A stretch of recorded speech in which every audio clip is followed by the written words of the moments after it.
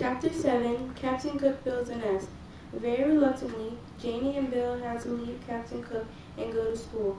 Mrs. Popper was busy in the kitchen, rather valiantly doing the breakfast dishes, and while she dimly realized that the penguin was going in and out the refrigerator pretty frequently, she thought nothing of it at first. Meanwhile, Mr. Popper had abandoned his telephoning and was now busy shaving and making himself neat in honor of being the owner of such a splendid bird as Captain Cook. But the penguin, though thus neglected for the moment, was by no means idle. With the unusual excitement in having to go to market earlier than usual, Mrs. Popper had not yet got around to straightening the house. She was an excellent housekeeper. Still, with two children like Janie and Bill, and a husband with such untidy ways, there is no denying the fact that she had to pick up the place rather frequently. Captain Cook was now attending to the picking up. Into the corners of every room he prowled and poked and pecked with a busy thoroughness. Into every closet he stared with his white circled eyes.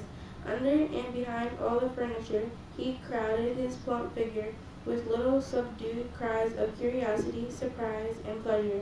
And each time he found what he seemed to be looking for, he picked it up in the black end of his red beak and carried it, waddling proudly on his wide pink feet, into the kitchen and into the icebox.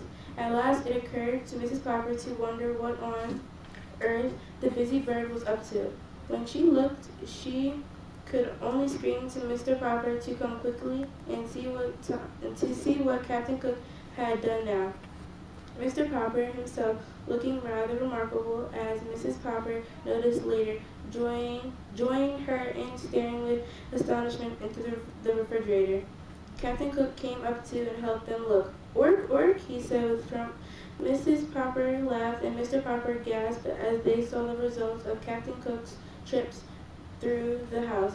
2 spools of thread, 1 white chess bishop, and 6 parts of a jigsaw puzzle, a teaspoon and a closed box of safety matches, a radish, 2 pennies, a nickel, and a golf ball, 2 pencil stubs, 1 bent playing card, and a small ashtray, 5 hairpins, an olive, 2 dominoes, and a sock, a nail file, 4 buttons of various sizes, a telephone slug, 7 marbles, and a tiny doll's chair, 5 checker pieces, a bit of graham cracker, a Parcheesi cup, and an eraser, a door key, a button hook, and a crumpled piece of tin foil, half of a very old lemon, the head of a china doll, Mr. Popper's pipe, and a ginger ale cap, an ink bottle cork, 2 screws, and a belt buckle, 6 beads from a child's necklace, 6 beads from a child's necklace, 5 building blocks, a darning egg,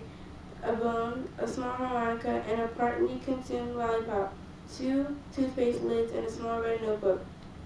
"I guess this is what you call the rookery," said Mr. Popper, "only he couldn't find any stones to build his nest with."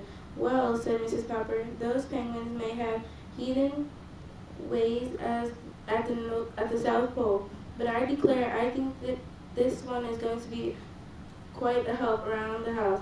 "Ork," said Captain Cook, and strutting into the living room, he knocked over the best lamp. "I think, Papa," said Mrs. Popper, "that you had better take Captain Cook outside for a little exercise." "Good gracious, but you're all dressed up. Why, you look almost like a penguin yourself." Mr. Popper had smoothed down his hair and shaved off his whiskers. Never again would Mrs. Popper have to reproach him for looking as wild as a lion. He had put on a white shirt with a white tie and white flannel trousers and a pair of bright tan ox-blood shoes. He had got out of the cedar chest his old black evening tailcoat that he had been married in, and brushed it carefully and put it on too. He did indeed look a little like a penguin. He turned and strutted like one now for Mrs. Popper, but he did not forget his duty to Captain Cook. "And can I have a few yards of clotheslines, please, Mama?" asked Mr. Popper.